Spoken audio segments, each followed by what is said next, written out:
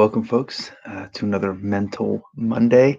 This is our third one, and again, the theme of this is if we're going to love the Lord our God with all our heart, soul, mind, and strength, part of that is our mind. And so we have to figure out how we can love God with our minds. And so today's thing, take a little different twist on it.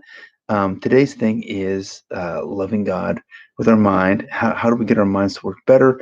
One of those ways is good posture. Now, I know this seems like a thrilling video you're going to watch here on how to have good posture. Most of you that don't have good posture, no, you don't have good posture. But we're not going to get into that. Good posture, what it does is it increases the blood flow to your brain, and obviously, the more blood you get in your brain, the better things are. That being said, I'm going to look at a couple things here. I have 2 points and a little clarification about how you can work on your posture, and we'll go from there. The first thing, point of clarification, is this: I will not be doing any yoga.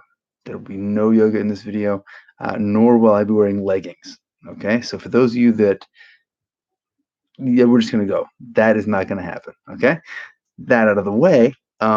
The first point I want to consider is this: when you stand up, you stand there and just kind of have just stand normally, and you look down at your feet.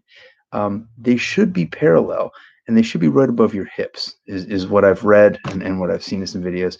And what happens a lot of times, though, is that's not the case.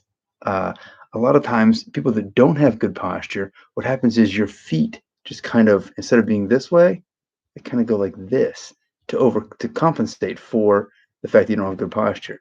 And it's something that happens over time. It's really easy to see in the snow how your footprints are. Hopefully that is not the case of something that we're going to have to be working on here. Hopefully the snow is gone.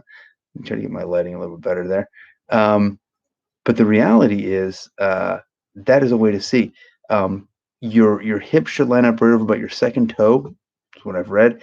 And that kind of shows that's how you should be walking, should be standing. A good exercise to do with this is actually standing like that and going on your tiptoes several times.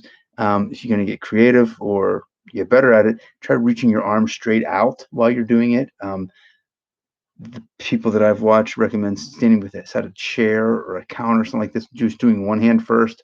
I do not want to be responsible for anyone getting injured doing tiptoe things to get better balance.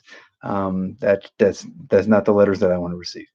That's the first thing, and I think it's interesting when it comes to this is that too often you don't realize that you don't have good posture until it's pretty deep in. You're like, wait a second, I did not even realize that my feet were there. I didn't know what are you talking about here. 1 Corinthians 10:12 says, if you think you're standing firm, be careful that you don't fall. And I think that's an interesting verse. It reminds me of Lynn Runn, one of the members in our church. It was back in the youth group back in the day, and we were down there, and it's a really slippery rock, and she was standing there, and other kids were sliding and stuff, and she was kind of watching some of the other younger kids that were doing stuff, and she, in 1 minute she's waving at us, and the next minute she did not move her feet at all, it seemed, and she's just wow, laying face down on the rock, had braces at that point, so it's all bloody, and it's like, and I'm like, her mom is gonna be so not happy, and it wasn't anything we did, it's just she thought she was standing firm, and her feet weren't where she thought they were. So it's so important for us to be checking, hey, where are my feet? And what does that mean? And what do I need to do to make sure that they're going in the right places? One of Ezra's songs that he loves is, oh, be careful, little feet, where you go, is one of the verses. And so we need to be careful of how firm our footing is. So that's the first point there in the first little exercise. The second thing with good posture is also, that whole idea of balance. And it's interesting when it comes to balance that you can stand on one leg and see how good a balance you have. We have a good old when I was a kid, we'd always walk on the logs or walk on the top of like the little things, like, ooh, look how like the balance beams that we had. And if you want to get real creative, though, we'd have contests, and there's usually that point in the contest, though, and it's a great exercise as well. Standing on one foot is very good. It forces your brain, forces your body to work together, um, and to make it happen. But it gets really tricky if you close your eyes. And so I'm reading on this, and I'm watching some videos preparing for this, and um, several of them say, well, and closing your eyes when you're standing on one leg is really tricky because vision is connected to balance. And I was like, what? That's crazy.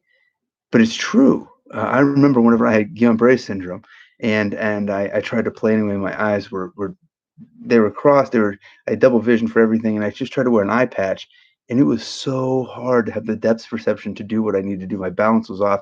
It was. It lasted a very short time for the intramural soccer season.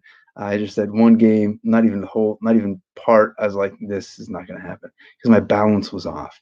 Um, and so I started thinking, man, if you're if you feel like your life is not as balanced as it needs to be, should we check our vision? I think we should, to say, man, like, how am I seeing things the way God sees them or not? Or am I missing something? Philippians 2 talks about having the mind of Christ and being like, okay, so this is what God thought was important. And he begins that chapter, Paul does, by saying, if you have any unity in Christ, if you any compassion, anything, like, you got to get this, because this is who God was. And so my challenge for you is, if you are having some problems with your balancing in your life, to check out and say, hey, God, what do you have for me? Um, and those are some good exercises as well to get that brain flowing to the blood flowing to your brain, because it is important for us to love God with our minds. So that's what we got for today, folks. Have a great night, and be vigilant, think hard, get the blood flowing up here. Have a great day. Till next time. Bye.